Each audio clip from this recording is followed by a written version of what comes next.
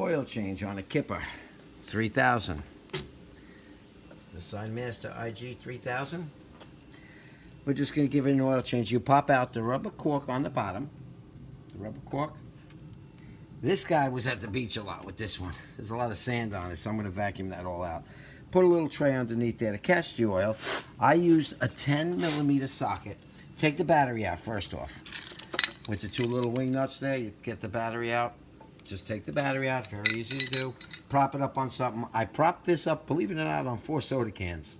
It sounds crazy, but that's what works for me. Now, you loosen up that bolt in there. Now, that was a 10mm bolt. That's what seemed to fit the best. And then you loosen this up. You run the motor for about 5-10 minutes. Let it get good and hot. This bolt is actually pretty hot. And then you make sure. I keep my hand there just to keep that oil directed through that hole, you know, at first. Once it starts going, you could say as I move it away, there we go. When it first starts going, you don't want to put the bolt down on anything sandy. And the oil actually coming out of this one, it looks okay. And you let all that oil drain out. You could take out the fill, that orange thing, and let it go even a little bit faster.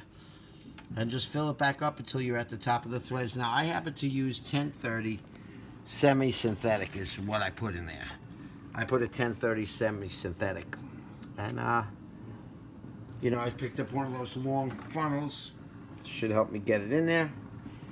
And pretty much fill it up to almost the top of the threads, and you'll be all right. But you want to run the motor to let the oil, whatever metals are in there, or whatever crap is in that oil, it's going to float around in the oil. So hopefully it'll be floating around in the oil, and at that point, you shut it off and drain it, it'll come out. And also with the motor hot, it'll flow out quicker too.